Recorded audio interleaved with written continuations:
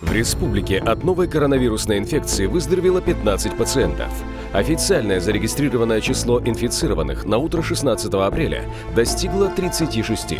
Глава Якутии Айсен Николаев установил дополнительные меры по предупреждению распространения новой коронавирусной инфекции.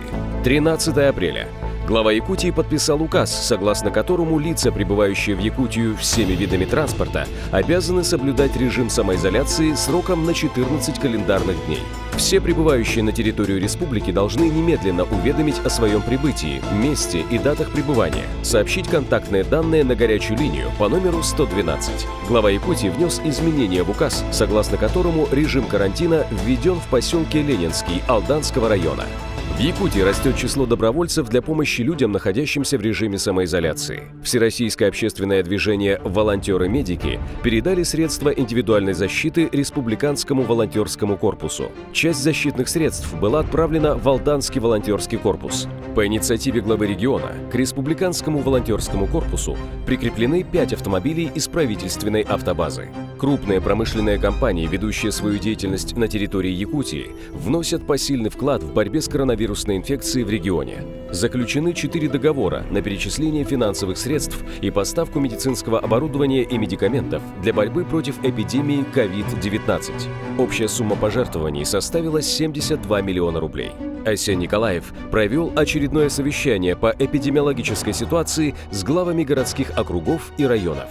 Среди приоритетных задач Айсен Николаев назвал локализацию очагов в муниципальных образованиях, проведение комплекса мер по выявлению контактов заболевших, дезинфекцию объектов и строгий контроль за обсерваторами. Глава Республики Саха-Якутия Айсен Николаев и архиепископ Якутский и Ленский владыка Роман призвали якутян во время Пасхи оставаться дома. Пасхальные богослужения будут транслироваться повсеместно, и каждый сможет присоединиться к молитве, говорится в совместном обращении руководителя региона и руководителя епархии. 14 апреля. В питомник Усть-Буатама Хангаласского улуса привезли завершающую партию 30 полуторагодовалых бизонов. Животных безвозмездно передало правительство Канады из национального парка Элк-Айленд.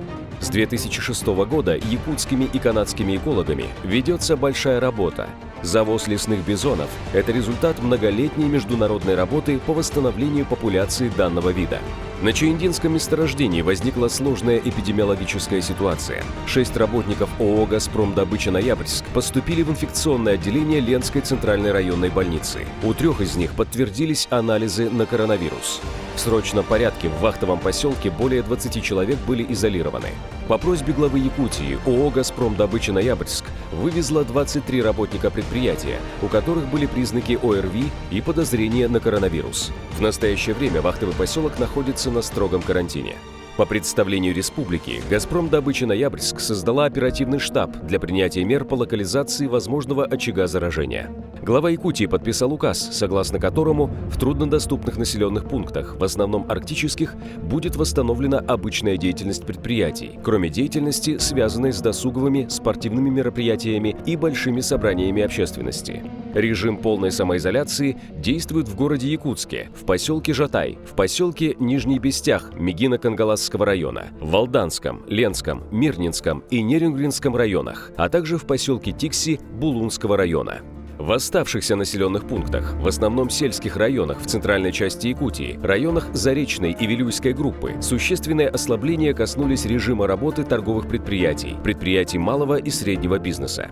Также с 15 апреля до 30 апреля в связи с угрозой распространения коронавирусной инфекции в Якутии приостанавливается межмуниципальное сообщение между районами республики для таксистов, выполняющих перевозки пассажиров. 15 апреля. Айсен Николаев провел заседание комиссии по предупреждению и ликвидации чрезвычайных ситуаций и обеспечению пожарной безопасности и поручил органам местного самоуправления в полном объеме подготовиться к весеннему половодью. На YouTube-канале Айсена Николаева «Айсблок» вышла новая серия оперативного сериала «Хроники коронавируса», которая посвящена предпринимателям, помогающим бороться с эпидемией.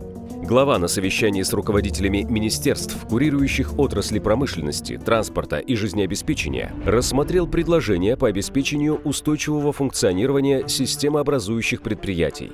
По итогам совещания было решено предоставить системообразующим предприятиям государственные гарантии, реструктуризацию бюджетных кредитов и прямое субсидирование.